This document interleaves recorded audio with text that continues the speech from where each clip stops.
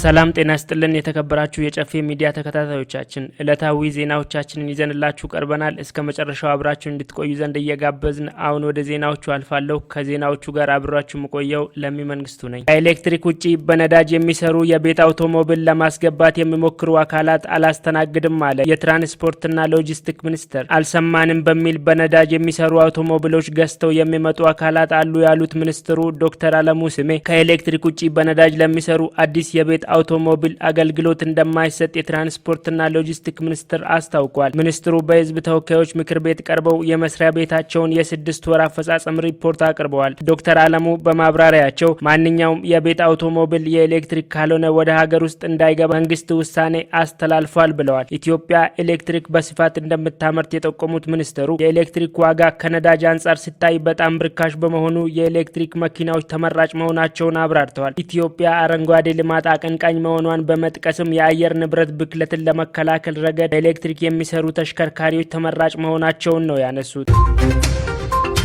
3 አገራት ኢኮዋስን ለቀው እንደወጡ አስታወቁ። በምዕራብ አፍሪካ የሚገኙት ማሊ፣ ቡርኪና ፋሶና ኒጀር ከቀጠናው የኢኮኖሚ ማህበረሰብ ኢኮዋስ ራሳቸውን ማግለላቸውን አስታውቀዋል። ኢኮዋስ በአገሪቱ የተፈጸሙትን መፈንቅለ መንግስቶች ለመቀልበስ ሲል ኢሰብአዊ ብለው የገለጹትን ማዕቀብ ጥሏል ሲሉ የአገሪቱ ሁንታዎች ትናንት እሁድ በጋራ ባወጡት መግለጫ አስታውቀዋል። በሶስቱም አገራት ብሔራዊ ቴሌቪዥኖች በተነበበው መግለጫ ከኢኮዋስና ከማዕከላዊ አፍሪካ የኢኮኖሚ ማህበረሰብ ኢኮዋስ መልቀቃቸውን አስታውቋል። 3ቱ አገራት በመግለጫቸው ኢኮዋስ ከመስራቾቹ የቀድሞ አባቶች እንዲሁም ከፓን አፍሪካዊ ሀሳቡ አፈንግጧል ሲሉ ከሰዋል። በውጭ ኃይሎች ተጽዕኖ ኢኮዋስ የተመሰረተባቸውን መሪዎች በመተው አባል አገራት ስጋት ሆኗል ብለዋል። በመግለጫው በአካባቢው እንደ ፖለቲካና ኢኮኖሚ ባለስልጣን የሚታየውና 15 አባላት ያሉት ኢኮዋስ የኢኮኖሚ ትስስር ለመፍጠር እንደ አውሮፓውያን አቆጣጠር በ1975 የተመሰረተ ሲሆን በቀጠናው በተከታታይ የተካሄዱትን መፈንቅለ መንግስቶች ለማቆም አቅም ማጣቱ ተነግሯል። የአገሪቱ ኢኮዋስን ለቆ መውጣት በምን አይነት ሂደት እንደሚፈጸም ግልጽ አይደለም ሲል አሶሺየትድ ፕሬስ ዘገባ አመልክቷል። የዜና ወኪሉ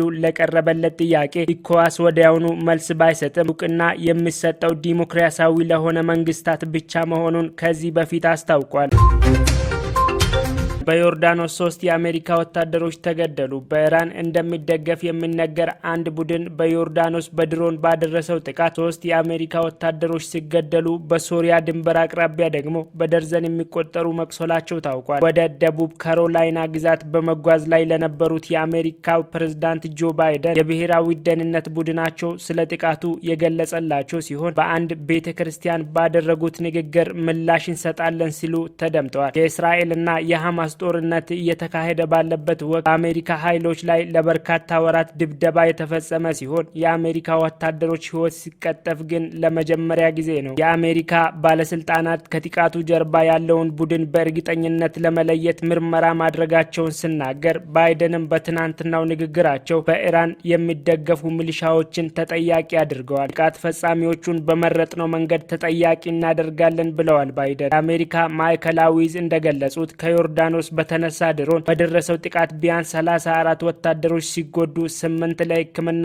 ከዮርዳኖስ እንዲወጡ ተደርጓል። ጥቃቱ የደረሰው በዮርዳኖስ ሶሪያ ድንበር አቅራቢያ በሚገኝ የአሜሪካ የስንቅና ትጥቅ ሰፈር ላይ ሲሆን ለዮርዳኖስ ኃይሎች ምክርና ድጋፍ የሚሰጡ የአሜሪካ ወታደሮች እንደሚገለገሉበት የአሶሺየትድ ፕሬስ ዘገባ አመልክቷል።